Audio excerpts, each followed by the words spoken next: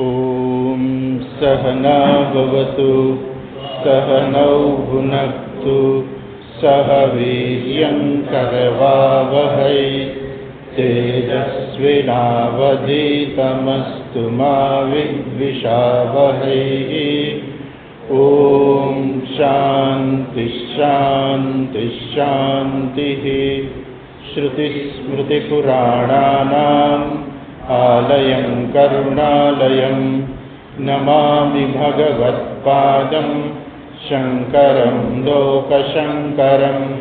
शङ्करं शङ्कराचार्यं केशवं बादरायणं सूत्रभाष्यकृतौ वन्दे भगवन्तौ पुनः पुनः।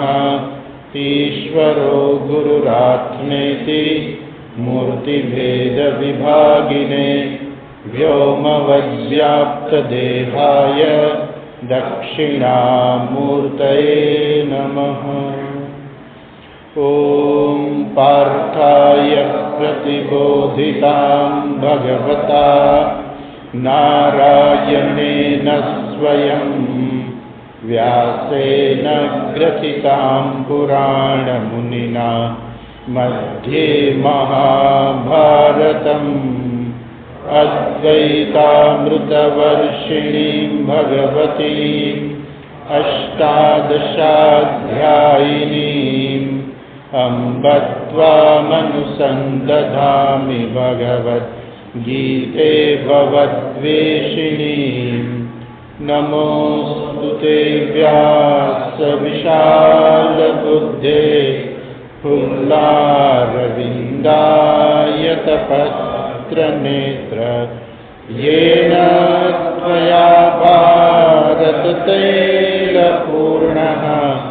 प्रज्वालितो ज्ञानमयप्रदीपः।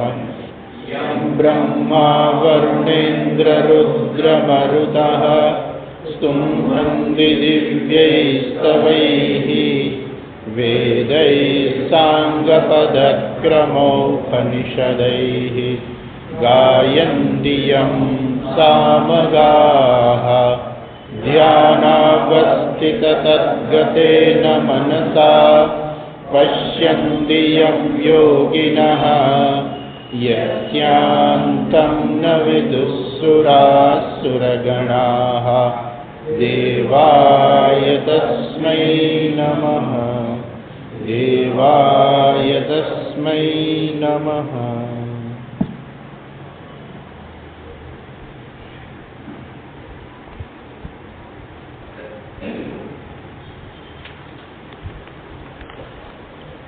तेत्रीसवां श्लोक थी।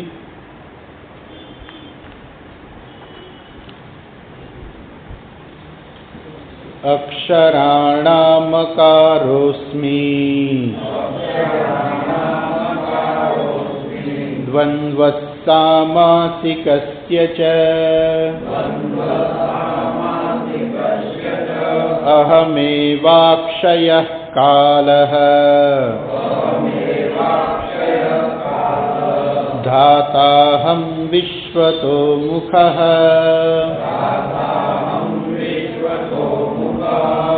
मृत्युः सर्वहरश्चाहम्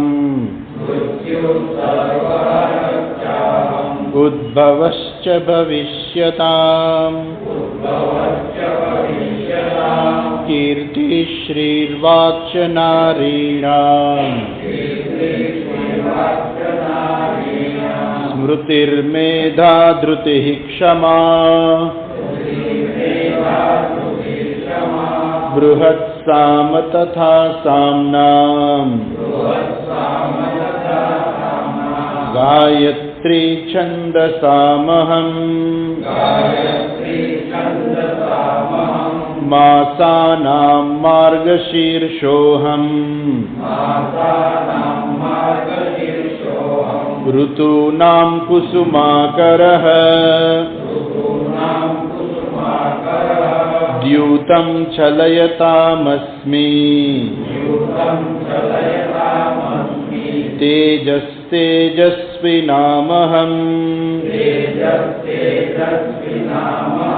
जयोऽस्मि व्यवसायोऽस्मि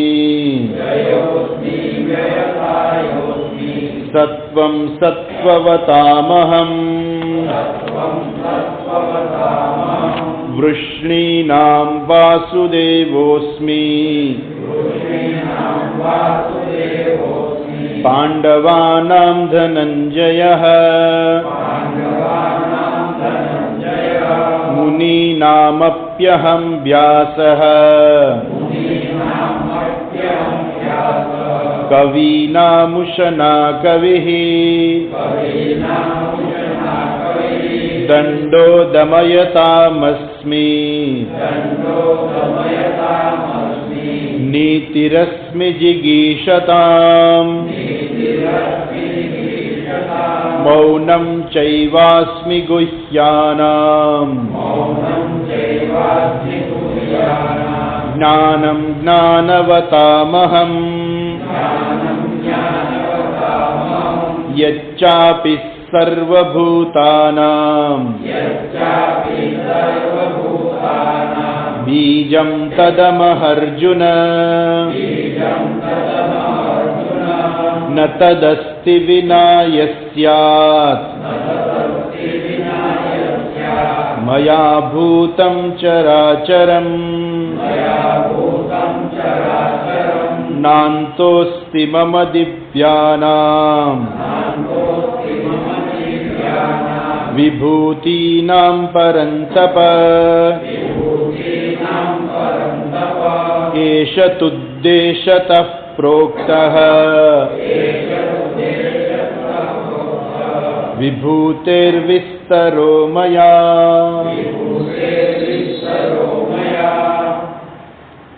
ગઈકાલે જોયું ભગવાન કહે છે દંડો દમયતામસ્મિ નીતિ રશ્મિ જિગીષતામ. જે દમન કરનારાઓ જે છે એમાં દંડ હું છું. જિગીષતામ નીતિ અસ્મિ જિગીષિતામ એટલે જે લોકો વિજય પ્રાપ્ત કરવાની ઈચ્છાવાળા છે તો જિગીષતામ એવી રીતે જીજીવિષા એટલે જેનામાં જીવવાની ઈચ્છા છે એવી રીતે અહીંયા છે જિગીષતામ એટલે જીવવાની ઈચ્છા નહીં પણ એ શું છે વિજય પ્રાપ્ત કરવાની ઈચ્છાવાળા. મૌનમ ચૈવાસ્મિ ગુહ્યાનામ અને જે બધી વસ્તુઓ જે છે તમે ગુપ્ત રાખી શકો એમાં સૌથી વધુમાં વધુ ગુપ્ત રાખી શકાય એવી જો જગ્યા હોય તો છે મૌન. બીજી તમે ગમે ત્યાં ગુપ્ત રાખેલી વસ્તુ હોય તો એ ખબર પડી જાય.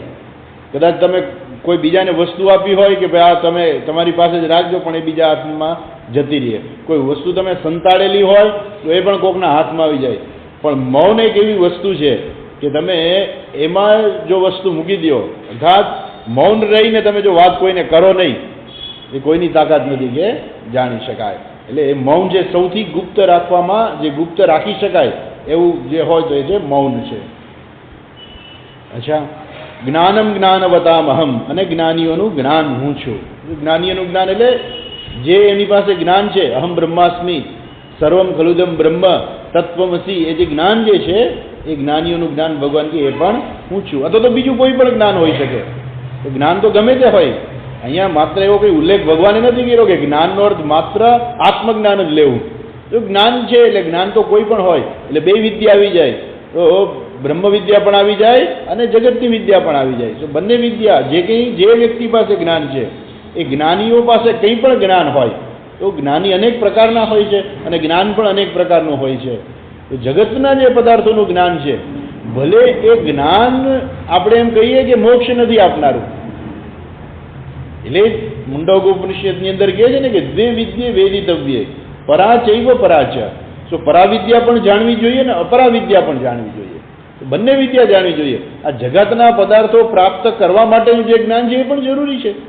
જગતમાં રહેવું છે આપણે કંઈક કરવું છે તો એના માટે આપણી પાસે એવું જ્ઞાન હોવું જોઈએ. જો એવું જ્ઞાન હોય તો આપણે જગતની અંદર કોઈ કાર્ય કરી શકીએ. હા બીજું કંઈ કાર્ય કરવું જ નથી તો કંઈ પ્રશ્ન નથી. ઘણા મહાત્માઓ હિમાલયમાં જતા રહીએ છે એમને બીજું કંઈ કરવું નથી. એમને માત્ર ઈશ્વરનું ધ્યાન જ કરવું છે. તો એ લોકોને બીજા કોઈ જ્ઞાનની આવશ્યકતા નથી. પરંતુ જ્યારે સમાજની અંદર રહેતા હોય ગૃહસ્થીઓ છે એને તો બીજું જ્ઞાન જોઈએ છે કેમ કે એમને ઘર સંસાર ચલાવવો છે ક્યાંકથી એને પૈસા કમાવા છે કંઈક કાર્ય કરવું છે તો એના માટે અનેક પ્રકારનું બીજી વસ્તુઓનું પણ જ્ઞાન આવશ્યક છે. એટલું જ નહીં, જો બ્રહ્મવિદ્યા આપણે જોઈએ કે બ્રહ્મવિદ્યા તો શું છે, તો કે બ્રહ્મવિદ્યા તો કેવી છે, એકડા સમાન છે. બીજી બધી વિદ્યા જે છે, બીજું બધું જ્ઞાન કેવું છે, શૂન્ય સમાન છે. અર્થાત એની કોઈ કિંમત નથી ખરેખર જોઈએ તો. કેમ કે મોક્ષ આપનારી નથી વિદ્યા, એટલા માટે થઈને. પણ છતાંય જોઈએ તો એ બ્રહ્મવિદ્યાની સાથે જો એ જ્ઞાન હોય તો એ જેને કહેવાય ને કે એકડો હોય તો મીંડાની કિંમત છે, નહીં તો મીંડાની કોઈ કિંમત નથી. એમ આ બધી વિદ્યા છે એ કોઈ નકામી વિદ્યા નથી, બધી વિદ્યા કામની છે. અને જેની પાસે વિદ્યા છે, તો કોઈ પાસે ફિઝિક્સનું જ્ઞાન છે, ભલે ને એ ન્યૂટન હોય તો ન્યૂટન પાસે જ્ઞાન હતું, તો એ જ્ઞાન પણ શું છે, ભગવાન કહે છે કે હું છું. ભલે ને ન્યૂટનને એ જ્ઞાનથી મોક્ષ ના મળે, પણ જ્ઞાન તો છે જ કે જે બીજા લોકો પાસે નહોતું. અને ન્યૂટને એ બધાને બતાવ્યું કે જો આ વસ્તુ છે, આ સત્ય છે, તમે સમજો. જુઓ, પહેલાના જમાનામાં ટેલિફોન નહોતા, ટેલિફોનનો આવિષ્કાર થયો, મોબાઈલ નહોતા, મોબાઈલ આવ્યા. એ જ્ઞાન હતું, પણ એ જ્ઞાન વૈજ્ઞાનિકોએ શું કર્યું, સમાજ ઉપયોગી બનાવ્યું. તો એ પણ એક જ્ઞાન જ છે ને સમાજમાં ઉપયોગી પણ છે. પણ આ બધું જ્ઞાન છે, ભગવાન કે જ્ઞાનીઓનું જ્ઞાન બધું હું જ છું. એટલે એ જ્ઞાન ભગવાનથી જુદું નથી. ભગવાન કે ના ના ના, હું તો ખાલી વેદાંતનું જ જ્ઞાન હું છું, બીજું જ્ઞાન હું નથી, કેમ કે મોક્ષ આપનારું નથી. એવું નથી. ભગવાન કે બધું જ હું છું. જ્ઞાનીઓનું જ્ઞાન, જે કંઈ જ્ઞાન હોય એ બધું જ્ઞાન હું છું. યચ્ચાપી સર્વભૂતાનામ બીજમ તદમ અર્જુન. અને બધા ભૂતોનું બીજ હું છું, કારણ હું છું. ઈશ્વર શું છે, આખા સમગ્ર સૃષ્ટિનું કારણ છે. અને આપણે કારણ જોયા હતા, બે કારણ છે, નિમિત્ત કારણ અને ઉપાદાન કારણ. તો ભગવાન બંને કારણ છે, નિમિત્ત કારણ પણ છે અને ઉપાદાન કારણ પણ છે. તો બીજ જે છે શું છે, ઉપાદાન કારણ છે. એટલે ભગવાન કહે છે બીજમ અહમ, તો બીજ હું છું એટલે ઉપાદાન કારણ હું છું. તો ઉપાદાન કારણ જે હોય ને એ જ્યાં કાર્ય હોય ને ત્યાં કારણ હોય. ઉપાદાન કારણની મહત્તા એ છે કે જ્યાં કાર્ય હોય ત્યાં કારણ હોય. એ ઉપાદાન કારણની મહત્તા છે. એટલે જ્યાં ખુરશી હોય ત્યાં લાકડું હોય, જ્યાં બારી હોય ત્યાં લાકડું હોય, જ્યાં દરવાજો છે ત્યાં લાકડું છે. એમ ભગવાન કહે છે કે એ પ્રકારે બીજ હું છું, અર્થાત ઉપાદાન કારણ હું છું. એટલે જગતની કોઈ પણ વસ્તુ જ્યાં છે ત્યાં ઈશ્વર છે. ઉપાદાન કારણ આપણે કહીએ છીએ ને કે ઈશ્વર જે સર્વવ્યાપી છે. ઈશ્વર સર્વવ્યાપી કેવી રીતે છે, તો કે ઉપાદાન કારણ છે, માત્ર નિમિત્ત કારણ નથી. ઉપાદાન કારણ પણ ઈશ્વર જ છે. અને એટલા માટે ઈશ્વર સર્વ જગ્યાએ ઉપલબ્ધ છે. પણ એના માટે આપણું એવું દર્શન હોવું જોઈએ. જો આપણી પાસે એવું જ્ઞાન છે, આપણી પાસે એવું દર્શન છે, તો આપણે કહી શકીએ હા ઈશ્વર સર્વત્ર છે. કહી શકીએ, આપણે જોઈ શકીએ કે હા ઈશ્વર સર્વ. કેમ કે આપણને કોઈ વસ્તુ દેખાય છે, અને વસ્તુ દેખાય છે એનું મૂળ ઉપાદાન કારણ ઈશ્વર છે. બીજ ભગવાન કહે છે હું છું. સર્વભૂતાનામ, બધા જ ભૂતોનું. એ ભૂતો તમે પંચમહાભૂત લો કે બધા પશુ પક્ષી પ્રાણીઓ જે કંઈ તમે લ્યો એ બધા લ્યો, એ બધાનું બીજ છે ભગવાન કે હું છું, કારણ હું છું. અચ્છા, આગળ કહે છે નંતદસ્તિ વિના યસ્યામ મયા ભૂતમ ચરાચરમ. આ ચર અચર જે કંઈ ભૂતો જે છે એ એકેય મારા વગરનું નથી. કોઈ એવું ના કહી શકે કે મારામાં ભગવાન નથી. તો સામાન્ય રીતે શું છે કે સમાજના લોકો બધા એવું કહે ના ના ભગવાન મારામાં નથી, ભગવાન સર્વમાં છે પણ મારામાં નથી. ભગવાન કે મારા વગરનું એકેય કોઈ ભૂત છે જ નહીં. આ ચર અચર, કોઈ સ્થાવર જંગમ, અર્થાત આ પર્વતો જે છે એની અંદર પણ ભગવાન છે. અને જે કોઈ જીવો છે દરેકની અંદર ભગવાન છે. ભગવાન એવું નથી કહેતા કે માત્ર મનુષ્યમાં હું છું. ભગવાન કહે છે દરેક પ્રાણીઓમાં હું છું.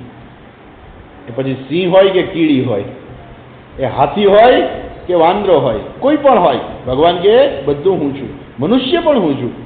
એવું નથી કે મનુષ્યમાં ભગવાન નથી, ભગવાન એ પણ હું જ છું.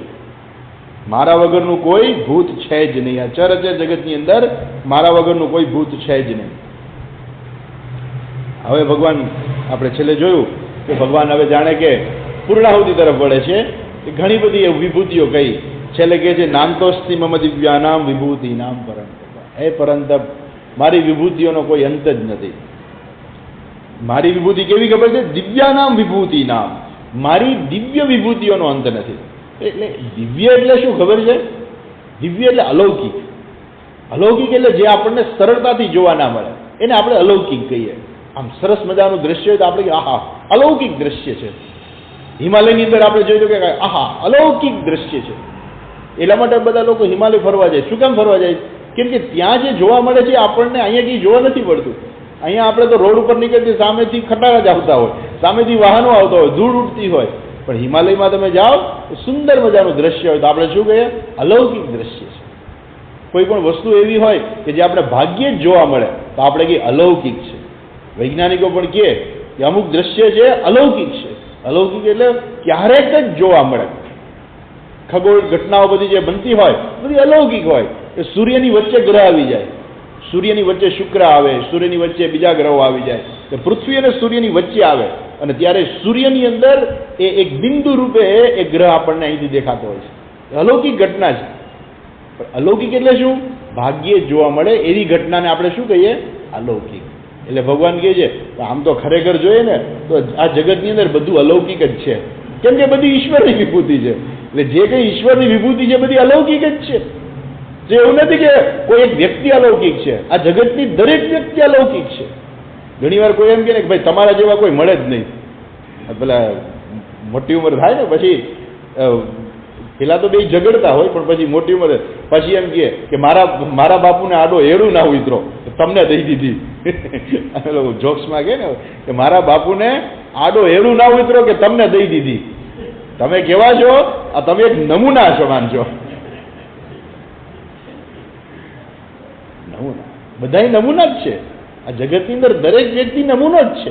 કેમ કે દરેક વ્યક્તિ સાથે તમે વાત કરો તો તમને ખબર પડે કે દરેક વ્યક્તિના વિચારો કેવા હોય છે. એક વ્યક્તિ એ હાઇડ્રોજન બોમ્બનો ધડાકો કરે ને આખી દુનિયાને ધ્રુજાવી દે ત્યારે ખબર પડે કે આ વ્યક્તિ કેવી છે. એવી દુનિયાની અંદર દરેક વ્યક્તિ એવી છે. કંઈક ને કંઈક એની અંદર હોય જ છે વિશિષ્ટતા, પણ એ વિશિષ્ટતા બધાને ખબર નથી પડતી હોતી.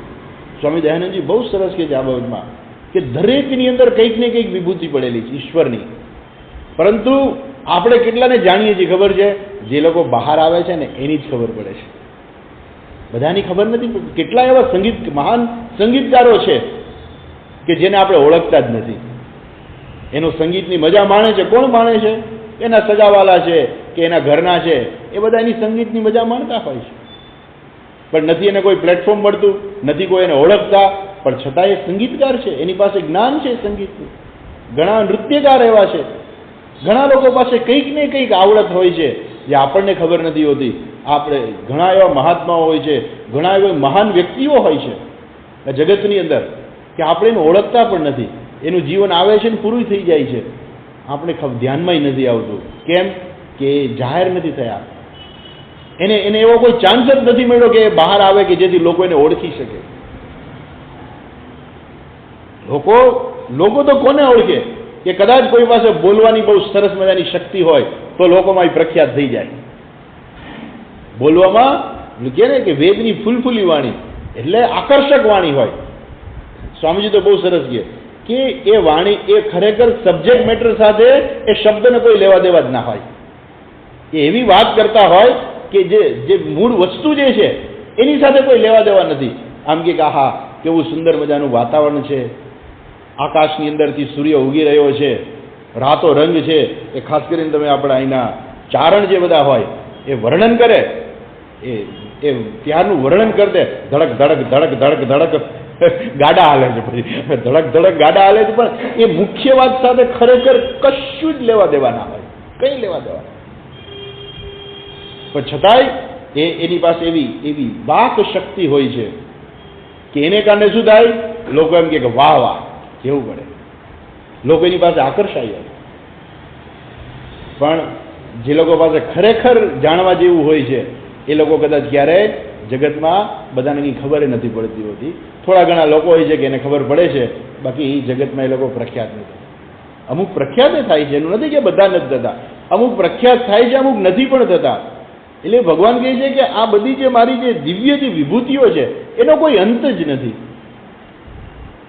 આપણે તો માત્ર થોડાકને ઓળખીએ છીએ, બાકી ખરેખર તો આ જગતની અંદર પણ ઈશ્વરની અનેક પ્રકારની વિભૂતિઓ પ્રગટ થાય છે. અર્જુન પણ એક વિભૂતિ છે, યુધિષ્ઠિર પણ એક વિભૂતિ છે, અને ભગવાને કહેતા નથી પણ દુર્યોધન પણ એક વિભૂતિ જ છે, ભગવાનની જ વિભૂતિ છે. કેમ કે ઈશ્વર સિવાય જો કોઈ વસ્તુ જ ના હોય, અહીંયા તો ભગવાને બધી સારી સારી વસ્તુઓ કહી છે. એટલે ભગવાને એવું ના કહ્યું અર્જુનને કે દુર્યોધન ઊંચું. ભગવાન એવું ના કહી શકે, કારણ કે રણ મેદાનમાં ઊભા છે ભગવાન અત્યારે, અને અર્જુનને દુર્યોધનને મારવાનો છે. ભગવાન ના કહી શકે એની સામે.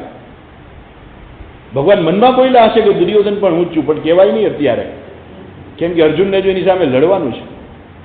કર્ણ પણ હું છું, ભગવાન કહે છે ભીષ્મ પિતામહ પણ હું છું, કેમ કે ઈશ્વર સિવાયની કોઈ વસ્તુ છે જ નહીં. તો એ દુર્યોધન, કર્ણ, ભીષ્મ પિતામહ ને દ્રોણાચાર્ય ને બધા જાશે ક્યાં? તમે ક્યાં એને મૂકશો? શું ઈશ્વરથી જુદા મૂકશો? નહીં.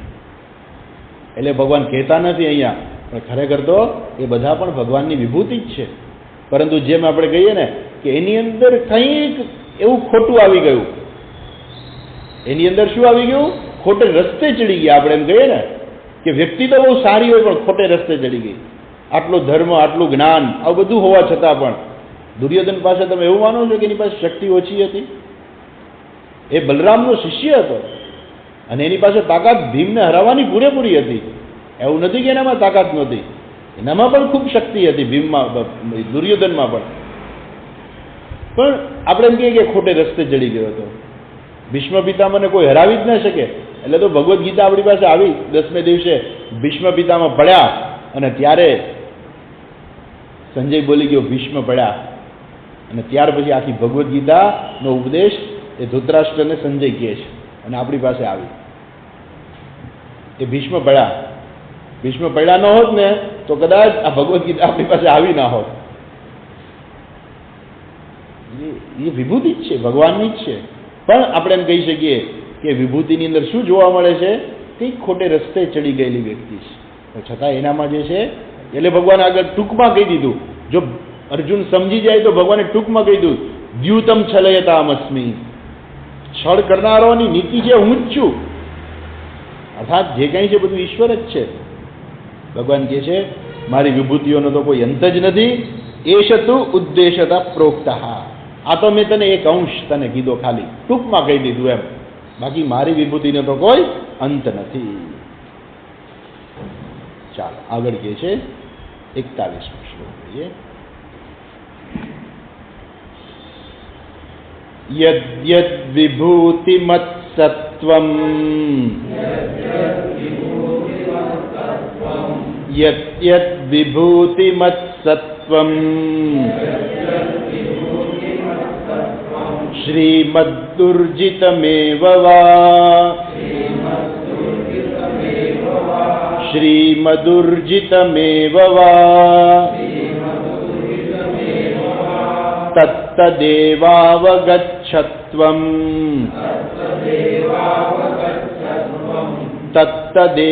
તત્તદેવાવગચ્છત્વમ મમ તેજોંશ સંભવમ મમ તેજોંશ સંભવમ યદ્યદ વિભૂતિમત સત્વમ શ્રીમદ ઊર્જિતમ એવ વા તત્તત એવ અવગચ્છત્વમ મમ તેજઃ અંશ સંભવમ. ભગવાન કહે છે અર્જુનને યદ્યદ વિભૂતિમત સત્વમ, આખી સૃષ્ટિની અંદર તમને ક્યાંય પણ ક્યાંય વિભૂતિ દેખાય ને તો ભગવાન કહે એ મારી જ છે. રાજા હોય ને, મહાન વિશાળ રાજ્ય હોય એની પાસે, એટલે કોઈને કહે કે આ તમને જ્યાં પણ જગ્યા દેખાય ને બધી મારી જ છે, કહી શકે ને? એમ ભગવાન કહે છે કે યદ્યદ વિભૂતિમત સત્વમ, આ જગતની અંદર તમે ક્યાંય પણ કાંઈ પણ વિભૂતિ જેવું જુઓ. વિભૂતિ એટલે એ કહે છે શ્રીમદ ઊર્જિતમેવ વા, જેમાં શ્રી હોય. શ્રી એટલે લક્ષ્મી. લક્ષ્મી એટલે જેની અંદર રમણીયતા હોય, કાંતિ હોય, જેની અંદર શ્રી લક્ષ્મી હોય. તમને કંઈક આમ જેને કહેવાય ને કે ગમે એવું હોય, તો એ જે કંઈ છે એ બધું શું છે? ભગવાન કે હું છું. માત્ર શ્રી નહીં, ઊર્જિતમ. ઊર્જિતમ એટલે ઉર્જાવાળું. કંઈ તમને શક્તિ દેખાય, બળ દેખાય, તાકાત દેખાય, કંઈક વિશિષ્ટતા દેખાય. ભગવાન કે જે કંઈ તમે જુઓ છો ને એ બધું હું છું. તત્તદેવાવગચ્છત્વમ તત્તદ એવ અવગચ્છત્વમ. હે અર્જુન, તું એ જાણ કે બધું હું જ છું. મમ તેજોંશ સંભવમ, મારા તેજના એક અંશ માત્રથી હું છું. મમ તેજ અંશ, મારા તેજનો એક અંશ છે એમાં. અચ્છા, તો હવે અહીંયા મારો એક પ્રશ્ન એ પણ થાય કે ભગવાન શું કહે છે કે જે વસ્તુ તમને કંઈ વિભૂતિ જેવી લાગે, શ્રીમદ ઉર્જિત મે ભવા, કંઈક રમણીયતા લાગે, કંઈક તમને વિશિષ્ટ લાગે, જેમ શ્રી છે એટલે લક્ષ્મી છે, તો લક્ષ્મી પણ અષ્ટલક્ષ્મી છે ને, ધાન્ય લક્ષ્મી, ધનલક્ષ્મી, સૌભાગ્ય લક્ષ્મી, વરલક્ષ્મી, આ બધું જે છે તો અષ્ટલક્ષ્મી છે. તો આ 8 પ્રકારની જે લક્ષ્મી જે છે, ભગવાન કે હું જ છું. સંતાનો છે એ સંતાન લક્ષ્મી છે, સૌભાગ્ય વરલક્ષ્મી, સૌભાગ્ય લક્ષ્મી છે, સ્ત્રી છે તો ગૃહલક્ષ્મી છે, ધન છે ધનલક્ષ્મી છે, અન્ન છે ધાન્ય લક્ષ્મી છે. તો આ બધું જે છે, જે તમને એમ દેખે કે આહા કંઈક અહીંયા વિશિષ્ટતા છે, કંઈક આપણે એમ જેને કહે ને કે આપણી નજર ખેંચે એવું કંઈક છે, આપણું ધ્યાન ખેંચે, હા આનામાં તો બહુ તાકાત છે ભાઈ. બોલો પહેલવાન હોય ઉભા રહે, 400 કિલો ઉપાડી લે, 415 કિલો, બચાડાને એવોર્ડ પાછો લઈ લીધો કારણ કે એનું પેલું ટેસ્ટિંગ કરવામાં ફેલ ગયો, એની અંદર એણે કંઈક ડ્રગ્સ લીધી હશે, 415 કિલો વજન ઉપાડી લીધું. 415 કિલો વજન ઉપાડી છે માણસ.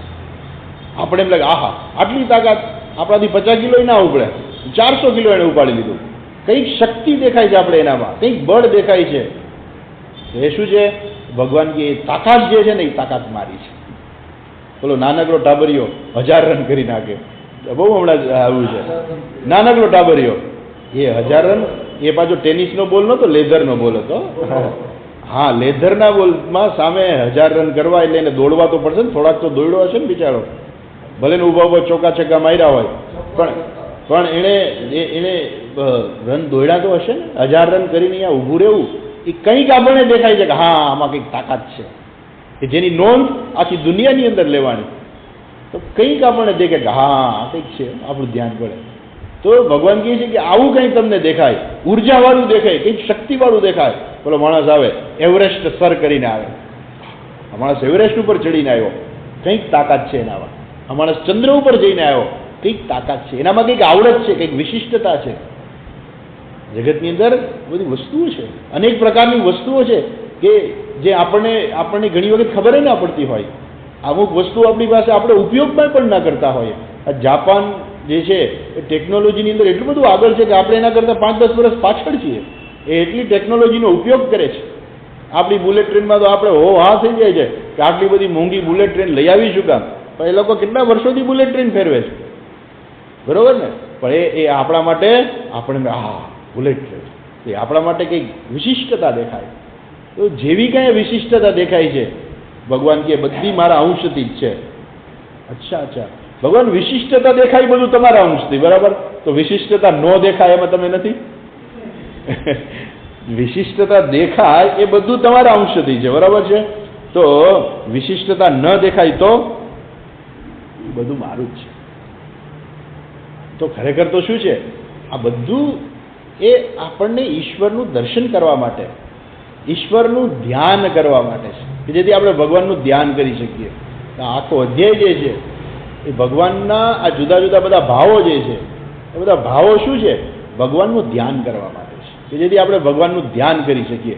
અને ધ્યાન કરવાથી શું થાય? આપણું અંતઃકરણની શુદ્ધિ થાય, અને એ દ્વારા આપણે ઈશ્વરના સાચા સ્વરૂપને ઓળખીએ. તો આટલામાં ભગવાન નથી આવી જતા, સમાય નથી જતા કે બસ ભગવાન આટલા જ છે. અમુક લોકો ગણે કે ભગવાને કેટલી વિભૂતિ કીધી, 75 થઈ ગયા, 82 વિભૂતિ થઈ. એ ભગવાનને કઈ વિભૂતિ કઈ ગણવામાં રસ નથી કે મેં આટલી વિભૂતિ કીધી, મારી 75 વિભૂતિ કીધી. તેનો અર્થ કે ભગવાનની 100 વિભૂતિ નથી. એવું કહી શકાય ને કે ભગવાનની વિભૂતિ 100 પૂરી નથી. અથવા તો કોઈ એમ કે નહીં, આ વિભૂતિની અંદર ભગવાન વિશેષ રૂપે ઉપલબ્ધ છે. ભગવાનનો કહેવાનો આશય એ છે કે આ બધી મારી વિભૂતિ છે, અને ભગવાન પોતે પાછા કહી દે છે કે મારી વિભૂતિઓનો અંત નથી. તો કે ખાલી તમે કોઈ 75 જ કહી દો કે ના 75 વિભૂતિ થઈ ભગવાનની ગણીને, કે હા 10મા અધ્યાયમાં ભગવાને 75 વિભૂતિ કોઈ, કે ના બીજી તમે ગણો તો 82 થાય. ઓકે 82 પછી આટલી જ વિભૂતિ છે. ભગવાન કહે છે કે મારો તો અંત નથી વિભૂતિઓનો. જેમાં પણ તમને દેખાય એ તો ભગવાનનું ધ્યાન કરવા માટે છે, ભગવાનને યાદ કરવા માટે છે. અર્જુને કહ્યું ને કે ભગવાન હું તમને કેવી રીતે કેશું જે ભાવેશું ચિંત્યોસી ભગવન મયા. ભગવાન હું તમારે કયા ભાવની અંદર તમારું ચિંતન કરું. એટલે ભગવાનને આપણે યાદ કરવા માટે આપણે એટલા માટે જ આપણે કહ્યું છે કે સવારના પરમાં ઉઠીને સૂર્યના નમસ્કાર કરવા, સૂર્ય નમસ્કાર કરો, સૂર્યને જળ આપો. તો એ શું બતાવે છે કે આપણે રોજ સવારે નમસ્કાર કરીએ, કેમ કે એ ભગવાન છે. સૂર્ય પણ ભગવાન છે, ચંદ્ર પણ ભગવાન છે, તારા પણ ભગવાન છે, બધું ભગવાન છે. તો આપણે નમસ્કાર કરીએ, ભગવાનને યાદ કરીએ કે જો આ સાક્ષાત સૂર્ય રૂપે ભગવાન રહેલા છે. ભગવાન ખાલી સૂર્ય જ છે એવું નથી, ભગવાન તો બધુંય છે. પણ આપણે સૂર્ય રોજ આપણને દેખાય છે, એની મહત્તા દેખાય છે કે સવાર પડે, સૂર્યોદય થાય, બધા લોકો કામે લાગી જાય. એ બતાવે છે કે સૂર્ય ઉગે છે તો એની કંઈક અસર થાય છે આખા જગતની અંદર. સવારનો સહેજે પણ પ્રકાશ જેવો આવ્યો, 6 વાગ્યા નથી કે ત્યાં તો ચકલાનું ચીંચી ચાલુ થઈ જ જાય, પક્ષીઓનો કલબલાટ ચાલુ થઈ જ જાય.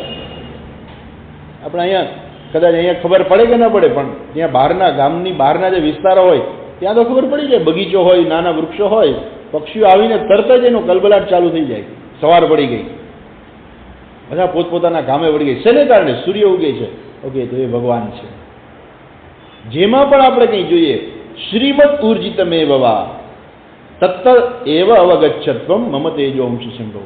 એ બધું મારા તેજના એક અંશ માત્રથી છે. સંપૂર્ણપણે તો આપણે ઈશ્વરને, ભગવાન પોતે પણ કહે છે કે હું કહી ન શકું, મારી વિભૂતિઓનો તો કોઈ અંત જ નથી. પણ અહીંયા તો શું છે, ભગવાનનું ધ્યાન કરવા માટે છે. એટલા બાકી ખરેખર આ જ ભગવાન છે એવું માની ન લેવું. કેમ કે આ જગત તો મિથ્યા છે. એ જગત છે એ મિથ્યા છે, પણ એ મિથ્યા જગતની અંદર આપણે ઈશ્વરના દર્શન કરવાના છે. કેમ કે એ અધિષ્ઠાન ઈશ્વર છે.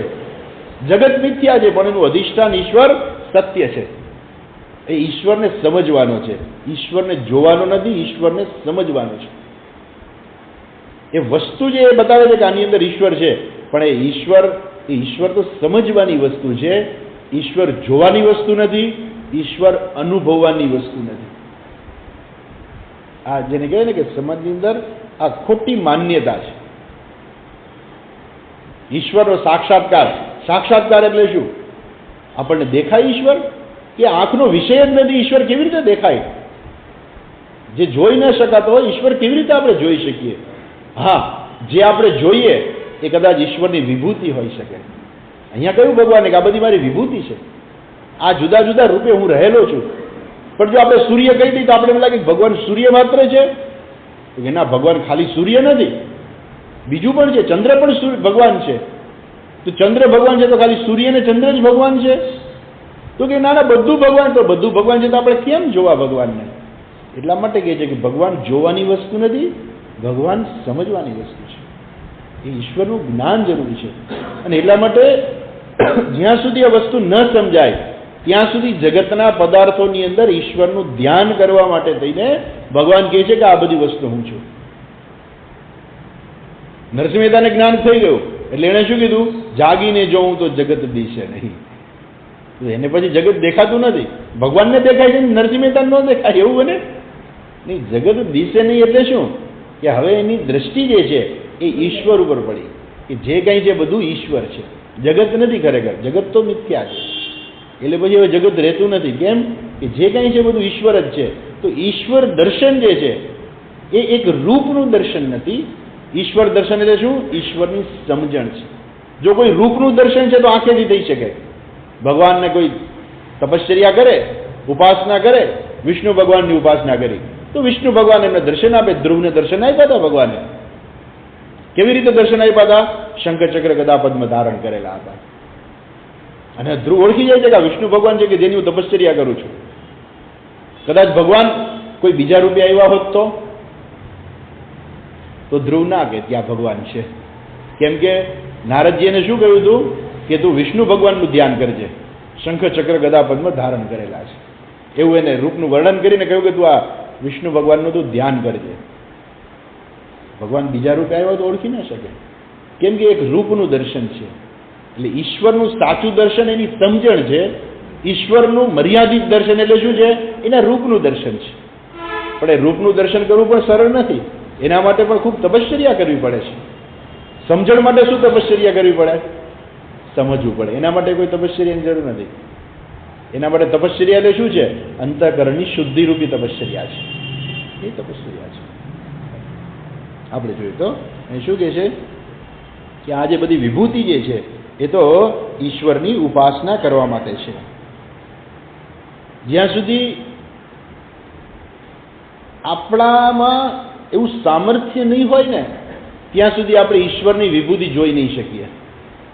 આપણામાં પણ સામર્થ્ય હોવું જોઈએ એ કે આ ઈશ્વરની વિભૂતિ છે એ જોવાનું સામર્થ્ય આપણામાં હોય ને તો જ આપણે ઈશ્વરની વિભૂતિ પણ જોઈ શકીએ. નહીં તો આપણામાં જો સામર્થ્ય ના હોય તો ખબર ના પડે. એટલે જે ડૉક્ટર હોય એને જ ખબર પડે કે આ વ્યક્તિને કયો રોગ થયો છે. લક્ષણો તો બેયને ખબર હોય. ડૉક્ટર બધું પૂછે, છીંક આવે છે તો કે આવે છે, છાતીમાં દુખે છે તો કે આ દુખે છે, ઊંઘ આવે છે તો કે આવે છે, નાક બંધ થઈ ગયું છે તો કે આ બંધ થઈ ગયું છે. હા, એટલે આ બધા લક્ષણો ઉપરથી ડૉક્ટર નક્કી કરે કે આને કયો રોગ છે. લક્ષણો તો વ્યક્તિને બધાને ખબર છે કે મને આ લક્ષણો છે, પણ એને ખબર નથી કે મને કયો રોગ થયો છે. ડૉક્ટર પાસે એ આવડત છે. શું આવડત છે? એ જોવાની કે આ વ્યક્તિને કયો રોગ થયો છે. એ જો આવડત હોય તો એ જોઈ શકે. એમ જેનામાં એ જોવાની શક્તિ જે છે, સમજણ જે છે, એને જ ખબર પડે કે આ ઈશ્વરની વિભૂતિ છે.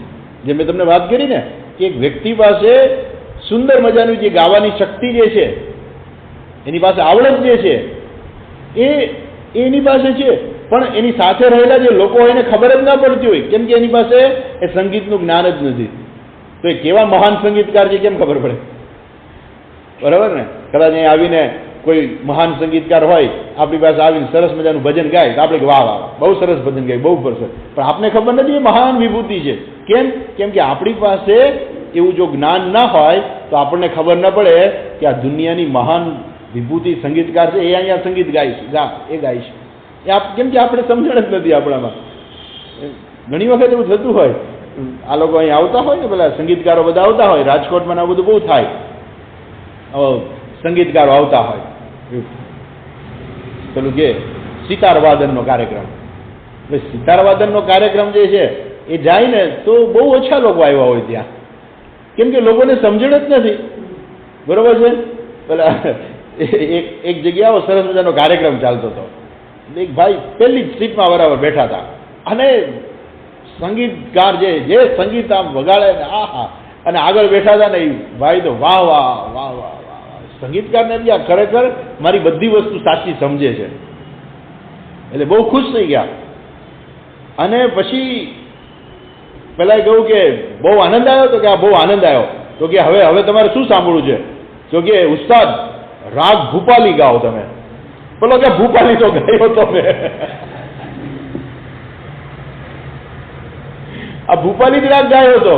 પછી પેલા ખબર પડી કે આ માણસ જે આગળ બેઠો છે એને કઈ સમજણ જ નથી. એ શું વાહવા કરશે? એને શું ખબર પડશે કે આ કોણ મહાન સંગીતકાર સામે સંગીત વગાડી રહ્યો છે? એ ખબર નહીં પડે. કેમ કે એની પાસે એવી સમજણ નથી. એમ ઈશ્વરની વિભૂતિ જોવાની આપણામાં એવી શક્તિ હોવી જોઈએ, તો જ આપણે ઈશ્વરની વિભૂતિને સમજી શકીએ. એટલે આ તો ભગવાને મોટી મોટી વસ્તુ કહી દીધી, બાકી એવી કેટલી વિશ્વની વિભૂતિ જે છે કે જે આપણને ખબર જ નથી, જે આપણે જાણી પણ ન શકીએ. જો ભગવાન કહે તો જ આપણને ખબર પડે હા કે આ વિભૂતિ છે, અથવા તો આપણામાં એવી સમજવાની શક્તિ હોય તો આપણે કહી શકીએ કે આ ઈશ્વરની વિભૂતિ છે.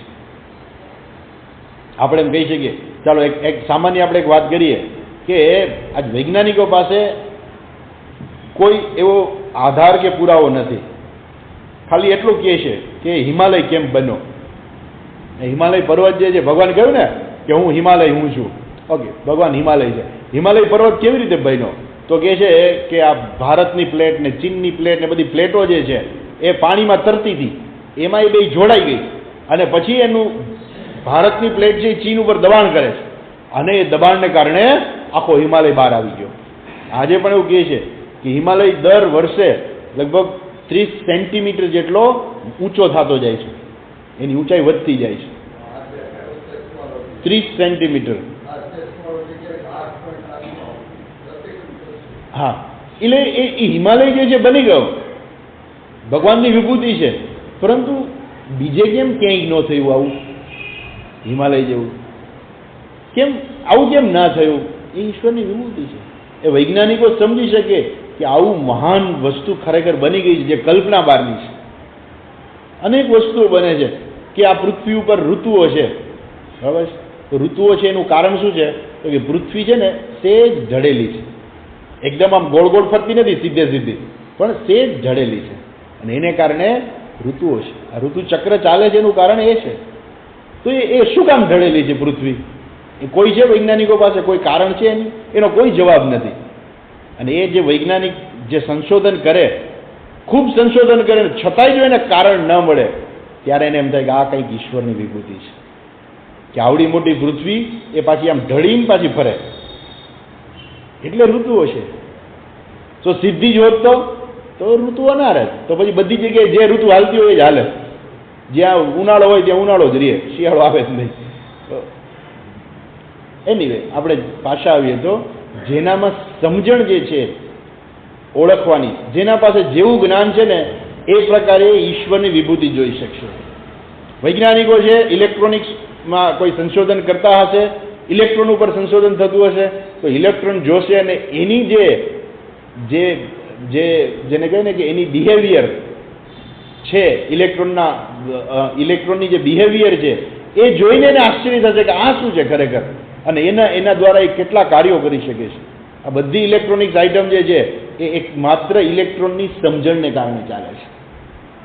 જેણે સંશોધન કર્યું એને ખબર હશે કે આ કંઈક ઈશ્વરની વિભૂતિ છે, કે આ બધું આવી રીતે કાર્ય થાય છે. નહીં તો તમે આમ ચાપ દબાવો ને બધું મંડે થવા, એવું કેવી રીતે શક્ય છે? પણ એ થાય છે. નાનકડું કેલ્ક્યુલેટર તમે બધી સ્વિચો દબાવો એટલે સરવાળો કરીને બતાવે, બાદબાકી બતાવે, ગુણાકાર બતાવે, ભાગાકાર બતાવે, બધું તમને બતાવે ગણતરી કરીને.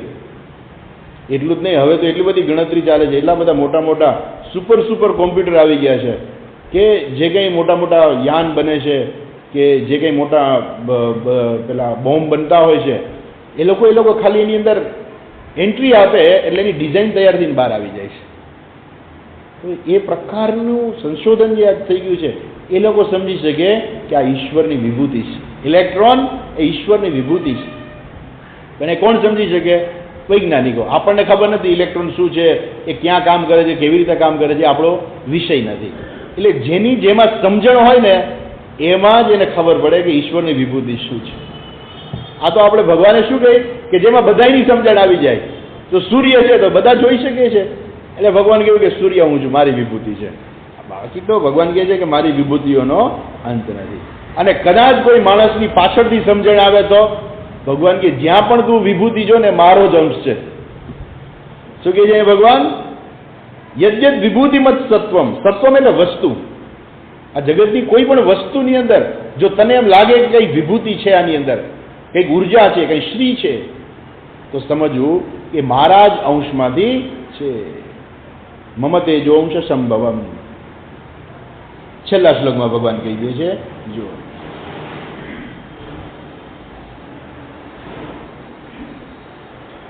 અથવા બહુને તેન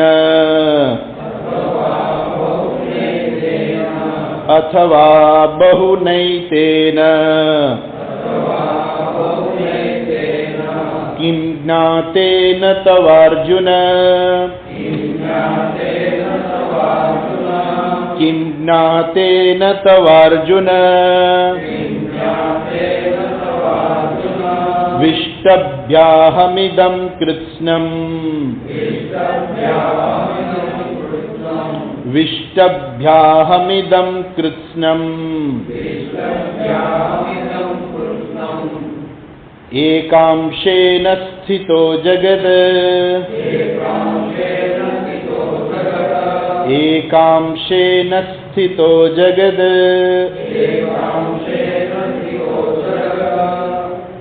ભગવાન કહે છે અથવા બહુના એતેન જ્ઞાતેન કિમ તવ.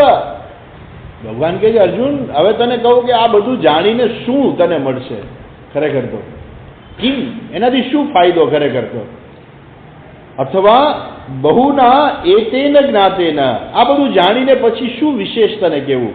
અથવા તો આ બધું જાણીને શું ફાયદો છે ખરેખર? તો આમ જોઈએ તો આ બધું શું છે? આ તો બધું મિથ્યા છે, મિથ્યા વસ્તુ છે ખરેખર.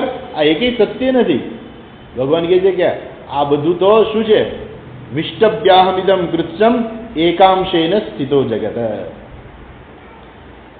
અહમ ઇદમ કૃત્સ્નમ એક સ્થિત જગત.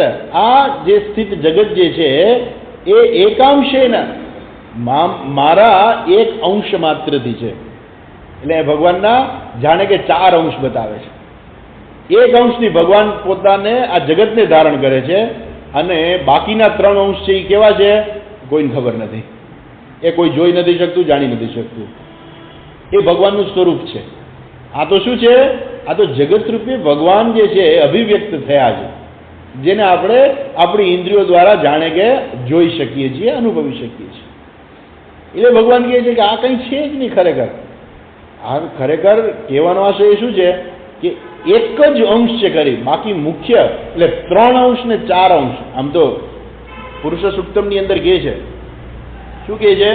પાદોસ્ય વિશ્વાભૂતાની ત્રિપાદસ્યામૃતં દિવી. પાદ જે છે, એક પાદ જે છે, વિશ્વાભૂતાની, આ આખું જગત જે છે એક પાદ બન્યો છે. ત્રિપાદ ઉર્ધ્વમ ઉદયિત પુરુષ, એ પુરુષ જે છે એ 3 પાદ જે છે એના તો ઉપર છે. ઉપર છે એટલે શું? જેને આપણે જોઈ નથી શકતા, જેને આપણે ઓળખી નથી શકતા, એ 3 પાદ છે. એટલે કહેવાનો આશય શું? મોટા ભાગનો જે વિસ્તાર જે છે એ ખરેખર આપણે જોઈ નથી શકતા, એ ખરેખર અનુભવનો વિષય નથી. કહેવાનો આશય શું છે? એ ખરેખર અનુભવનો વિષય નથી. આ તો સૂક્ષ્મ વસ્તુ છે, કંઈક થોડીક વસ્તુ છે, એક અંશ છે કે જે શું છે? એકાંશેન સ્થિતો જગત. ભગવાન કહે છે મારા એક અંશથી જ આખું જગત હું સ્થિત કરું છું, અર્થાત એમાં હું રહેલો છું. ભગવાન 3 પાદ ઉર્ધ્વ, ઉર્ધ્વ એટલે સ્વરૂપથી છે. અથવા બહુનેતેન કિમ જ્ઞાતેન, આ બધું આપણે વિસ્તાર કરીએ તો આ ખરેખર આનો કોઈ અંત જ ના આવે. ઈશ્વરની વિભૂતિઓ જે છે, ભગવાન પોતે પણ ના પાડી દે છે કે મારો કોઈ અંત નથી. અને ભગવાન અર્જુનને કહે છે કે આ બધું ખરેખર જાણવાથી શું? ખરેખર આ બધું જાણવાથી મોક્ષ નથી મળતો. આ તો શું છે? આ બધું જાણવાથી માત્ર આપણે એક ઈશ્વરનું ધ્યાન કરવા માટેનું એક સાધન બને છે. ખરેખર ઈશ્વરનું જે સ્વરૂપ જે છે એ તો સમજવાની જરૂર છે. એ જે ત્રિપાદ જે છે એ ત્રિપાદ ઉર્ધ્વમ ઉદયિત પુરુષ, એ પુરુષ જે 3 પાદ જે ઉપર જે છે એ પાદ તો સમજવાની વસ્તુ છે. એ ધ્યાનનો વિષય નથી, એ જોવાનો વિષય નથી, એ કંઈ અનુભવવાનો વિષય નથી. એટલે 3 જે પાદ જે છે એ તો ઉપર છે, અર્થાત એ વસ્તુ ક્યારેય તમે જોઈ ના શકો. એટલા માટે જ ઈશ્વર જે છે એ આખું જગત ઈશ્વર છે, આખી સૃષ્ટિ ઈશ્વર છે. એટલું જ નહીં, એ તો સૃષ્ટિ ઉત્પન્ન થાય છે, લય પણ થાય છે, પણ ઈશ્વર તો છે. જ્યારે આખી સૃષ્ટિનો પ્રલય થઈ જાય તો પછી શું રહે? પછી કાંઈ નથી રહેતું. એ કાંઈ નથી રહેતું નહીં, એ માત્ર ને માત્ર ઈશ્વર જ છે. પછી એવું નથી કે કાંઈ નથી રહેતું, નહીં, ખરેખર એ ત્યારે ઈશ્વર માત્ર છે. પણ જેમ આપણે કહીએ ને કે આપણે નાનકડો હતો ત્યારે પેલા રમકડા આવતા, એમાં એક દૂરબીન આવતું. દૂરબીનની અંદર શું હોય ખબર છે? એની અંદર પેલી બંગડી તૂટી ગઈ હોય ને, જુદા જુદા કલરની બંગડીના કાચ અંદર નાખ્યા હોય, અને પછી અંદર એક અરીસો હોય. પછી જેમ ફેરવો ને એમ જુદી જુદી ડિઝાઇન બનીને જ રાખે. આમ ફેરો તો આમ ડિઝાઇન બને, આમ ફેરો તો આમ ડિઝાઇન બને. એવી સરસ મજાની ડિઝાઇનો અંદર બનતી હોય. વાહ, કેવી સરસ ડિઝાઇન બને છે. પણ હકીકત શું છે? એ ભલે ને ગમે એટલી ડિઝાઇન બને, તમે જેટલી વાર ફેરો ને એટલી ડિઝાઇન બને. દરેક વખતે જુદી જુદી ડિઝાઇન, અને એ ડિઝાઇન પાછી રિપીટ ના થાય. દરેક વખતે જુદી જુદી ડિઝાઇન બનીને જ રાખે. અનંત ડિઝાઇન બની જાય. આપણે એમ કહીએ તો કદાચ એને એક ડિઝાઇનના ફોટા પાડવા જઈએ તો અનંત ડિઝાઇન બની જાય. એમ ઈશ્વરનું જે સ્વરૂપ જે છે એમાંથી જે અભિવ્યક્ત થાય છે એ તો અનંત છે. ઈશ્વરના સ્વરૂપમાંથી આપણે શું છે? આપણે જોઈ શકીએ છીએ, આપણે અનુભવી શકીએ છીએ. એ જે આપણા અનુભવના ક્ષેત્રમાં આવે છે, જેને આપણે જોઈ શકીએ છીએ, એ ઈશ્વરની જે વિભૂતિ છે તો કેવી છે? અનંત છે. એના માટે ભગવાને શું કરવું પડે છે? કાંઈ જાણે પેલી રમકડા જેવું છે કે આમથી આમ ફેરો તો માણસ બની જાય, આમથી આમ ફેરો તો હાથી બને, આમ કરે તો કૂતરો બની જાય, આમ કરે તો ગાય બની જાય, આમ કરે તો વૃક્ષ બની જાય. તો એ બધું શું છે? વૈજ્ઞાનિકો સંશોધન કરે છે. આજે એની પર બહુ મોટું સંશોધન ચાલી રહ્યું છે કે એ જે બધા એના જીન્સ જે છે એ જીન્સ ઉપર સંશોધન કરે છે કે કયા પ્રકારનું જીન્સ જે છે શેનું કારણ બને છે. એક માણસ જે છે, જેમ આપણે કદાચ આપણે કૂતરાની વાત કરીએ તો એક કૂતરો કાળો છે ને બીજો લાલ છે. તો કેમ છે? કે કયા જીન્સને કારણે એક કૂતરો લાલ બને છે, બીજો કાળો બને છે, બીજો કાબરચિત્રો બને છે? કેમ આવું બને છે? તો કે જે એક અમુક પ્રકારના જીન્સ હોય છે. અને એ જે જીન્સ જે છે એ જેમાં હોય એમાં એ પ્રકારનો કલર થાય. પણ એની આખી જે છે એને વર્ષો લાગી જાય. એ આખી જે જીન્સની જે આખી જે એની ગોઠવણ જે છે એ શોધવામાં વર્ષો લાગી જાય છે. વૈજ્ઞાનિકો કહે છે કે હું શોધી લીધું છે. મનુષ્યની માણસની જે શૃંખલા જે છે એ લોકોએ શોધી લીધી છે. એટલે કોઈ પણ માણસ કેવો બની શકે એ કહી શકે. એની જે જીન્સની ગોઠવણી જે છે એના ઉપરથી કહી શકે કે આ માણસ આવો હોય. એટલે ધીમે ધીમે સંશોધન એવું આવશે કે કોઈ પણ વ્યક્તિના જે એના જે ડીએનએ હોય એ ડીએનએની અંદર એનું બધું આખી એની પિક્ચર હોય અને એની ઉપરથી એ માણસનો ફોટો પાડી શકશે. કે આ દાખલા તરીકે કોઈ જગ્યાએથી ખાલી હાડકું મળ્યું અને જો એમાં એના ડીએનએ મળી જાય તો એ ડીએનએ ઉપરથી એ માણસનું આખું પિક્ચર તૈયાર કરી શકે કે આ માણસ આ ઉંમરે આટલા વર્ષનો હતો ત્યારે એનો દેખાવ આવો હતો. બધું તૈયાર કરી શકશે. આખી એની પ્રિન્ટ આવી જાય. સેજ ફેર થઈ જાય. એક જ એનું સૂત્ર જે છે આમથી આમ ફરી જાય. ડિઝાઇન ફરી ગઈ એટલે માણસ ફરી ગયો. આ વૈજ્ઞાનિકો સંશોધન કરે જ છે અત્યારે. એમ જ્યારે વૈજ્ઞાનિકોને આ બધી ખબર પડશે ને જાણશે ત્યારે એને આશ્ચર્ય લાગશે કે આ ઈશ્વરનું સર્જન કેવું છે આ પ્રકારનું. કે જેટલા માણસો બધા આપણને જુદા જુદા જ લાગે. દરેકના ફેસ જુદા, દરેકના ફિંગરપ્રિન્ટ જુદી, દરેકની કાનની બૂટ જુદી. હા, બધું જુદું જુદું. દરેક વ્યક્તિના આકાર જુદો. અને એટલે જ આપણે એકબીજાને ઓળખી શકીએ છીએ. જો બધાના એક સરખા આકાર હોત તો ના થાય, આપણે ખબર ના પડે. અમુક ગાયો હોય આપણે એક સરખી જ ગાય લાગે, કૂતરા હોય તો એક સરખા કૂતરા જ લાગે. તો કેમ? કે આપણે એવી સમજણ નથી. આ પેલું ઘણી વાર પેલું આ ટીવીમાં લોકો બતાવતા હોય ને, બધા પ્રાણીઓનું એક સાથે બતાવતા હોય તો આપણે ટીવીમાં જોઈએ તો આપણે એમ લાગે કે આ બધા પ્રાણીઓ તો એક સરખા જ દેખાય છે. આમાં કોઈનામાં કંઈ ફેર નથી દેખાતો, પણ છતાં એ બચ્ચું એની માને શોધી લેશે. એક સરખા દેખાતા પ્રાણીઓ હોય પણ એમાં એ બચ્ચું એની માને શોધી લેશે કે મારી મા કોણ છે. કેમ કે એ બચ્ચું જાણે છે ફેસ રીડિંગ આપણે નથી કરી શકતા. જેમ આપણે બધા માણસ તરીકે આપણે એકબીજાનું ફેસ રીડિંગ કરી શકીએ કે ભાઈ આ માણસ જુદો છે, આ માણસ જુદો છે, આ માણસ જુદો છે, આનો ફેસ આવો છે, આનો ફેસ આવો છે. છગનભાઈ મળે તો આપણે કે કેમ છે છગનભાઈ, મગનભાઈ પડે તો આપણે કેમ છે મગનભાઈ. એ ભૂલ નથી થઈ જતી આપણી, ભાગ્યે જ ભૂલ થાય કે એક સરખા દેખાય આવો તમે આના જેવા દેખાવજો. ભૂલ થાય નહીં ખરેખર. એ ભગવાનની આ રચના છે.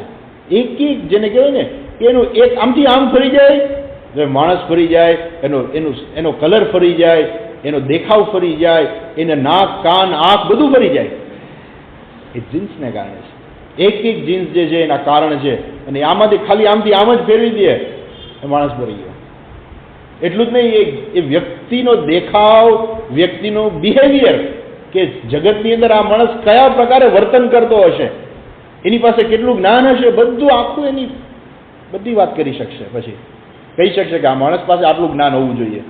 કેમ કે એના સૂત્રોની ગોઠવણી આ પ્રમાણેની છે, એટલે એની પાસે એ વ્યક્તિ પાસે આટલું જ્ઞાન હોવું જોઈએ.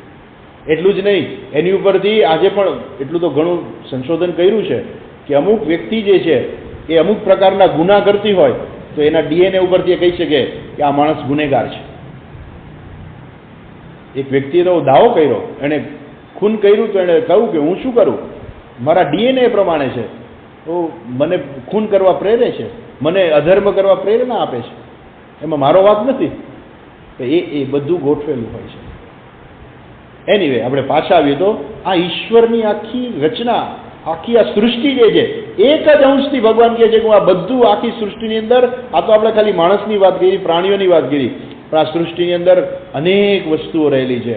આ બધા જરા ફેરફાર છે દરેક જગ્યાએ, ક્યાંક ને ક્યાંક જરાક ફેરફાર છે અને આપણને અલગ અલગ લાગે છે. ભગવાન કહે એ તો મારા એક અંશથી માત્ર હું ધારણ કરું છું, બાકી બીજું છે એ તો જુદું છે. શંકરાચાર્યજી પોતે પણ કહે છે અહીંયા પાદોસ્ય વિશ્વાભૂતાની ત્રિપાદસ્યામૃતમ દિવી. તો એ વસ્તુ અહીં કહે છે વિષ્ટભ્યામિદમ કૃષ્ણમ એકાંશેન સ્થિતો જગત. હું તો મારા એક અંશ માત્રથી આ જગતને ધારણ કરું છું. ખરેખર આ તને જે વાત કરી તો ખાલી મારું ધ્યાન કરવા માટે છે. અર્જુને ભગવાનને પૂછ્યું હતું ને કે ભગવાન મારે તમારું કેવી રીતે ધ્યાન કરવું. ભગવાન કહે છે કે લે આ મેં તને કહી દીધું, બાકી આનો કોઈ અંત નથી. મારે એક અંશ માત્રથી ધારણ કરું છું અને આ બધું જાણવાથી તને શું, ખરેખર આનાથી મોક્ષ પણ પ્રાપ્ત નથી થતો. આ તો એક ધ્યાન માટેનું એક સાધન છે. આ મોક્ષનું સાધન નથી. પણ આપણે એમ કહી શકીએ કે ધ્યાન છે પણ એક મોક્ષનું સાધન જ છે, અંતઃકરણની શુદ્ધિ માટેનું એક સાધન છે, એટલે મોક્ષ માટે ઉપયોગી છે, પણ માત્ર આટલું જાણવાથી મોક્ષ નથી મળી જતો, એ વસ્તુ અહીંયા એ છે.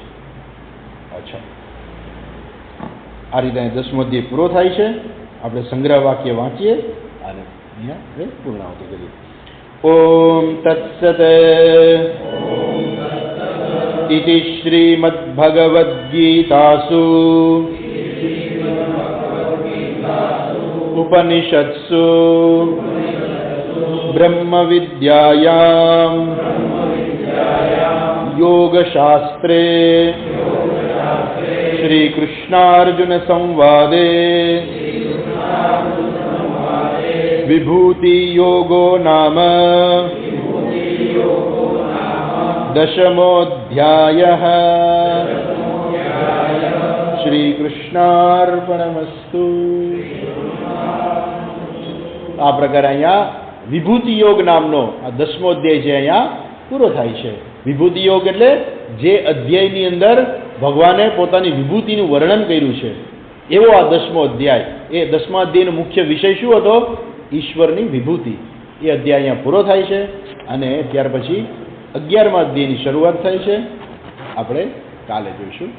ઓમ ઓમ પૂર્ણમદ પૂર્ણમિદં પૂર્ણાત પૂર્ણમુદચ્યતે પૂર્ણસ્ય પૂર્ણમાદાય પૂર્ણમેવાવશિષ્યતે. ઓમ શાંતિ શાંતિ શાંતિ. હરિ ઓમ. શ્રી ગુરુભ્યો નમઃ. હરિ ઓમ.